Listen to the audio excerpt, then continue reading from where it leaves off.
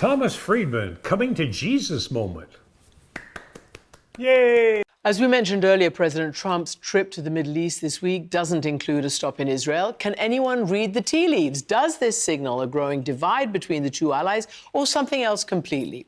Veteran New York Times columnist and Middle East reporter Tom Friedman says this alliance is unsurprisingly frayed right now, given this Israeli government's approach to the war against Hamas. And he joins Michelle Martin to discuss his recent op-ed on this topic. Thanks, Christiane. Tom Friedman, thank you so much for joining us once again. Great to be with you, Michelle. You know, you're a longtime Mideast watcher. I think most people know that. I mean, from your best-selling books like From Beirut to Jerusalem, your columns for the New York Times. You've been watching this region for a very long time, and you've written some very tough pieces. But I have to say, this is one of the toughest that I think I've ever seen you write. And you say that Israel has a government that is no longer behaving as an ally. And you write this recent column was written as an open letter to President Trump. He's gone to Saudi Arabia, he's gone to Qatar, he's going to the UAE. He is bypassing Israel on this trip.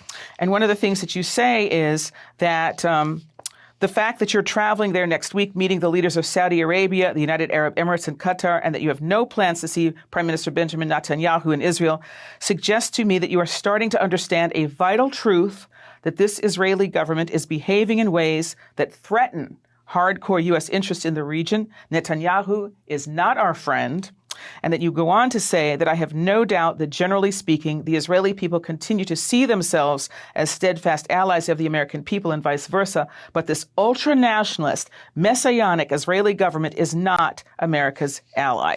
These are some very strong words. What prompted you to write them? Well, Michelle, first of all, this is a theme really I've been on since this government came to power, because this is the first Israeli government that has not made its priority peace with the surrounding Arab states, expanding the circle of peace with the surrounding Arab states and Israel. Its number one priority has, in foreign policy terms, has been annexation of the West Bank.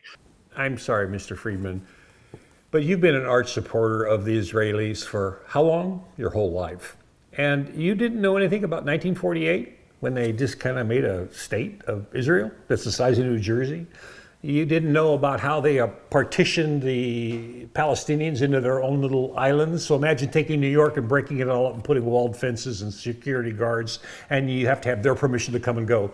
You didn't write about that, no, but now you're coming out. Why? Because you understand that Zionism is dying. And so you're covering thy ass. That's fine. I don't care. I'm glad that you're finally coming out and speaking the truth, partially. You haven't come out and condemned Netanyahu.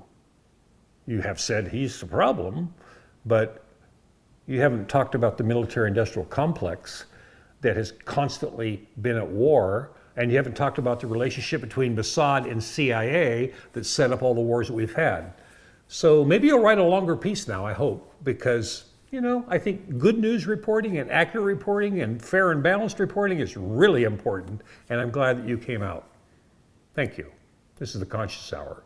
People are waking up all around the world, that collective consciousness. Have a great day. Stay tuned to the Conscious Hour. Tell your friends.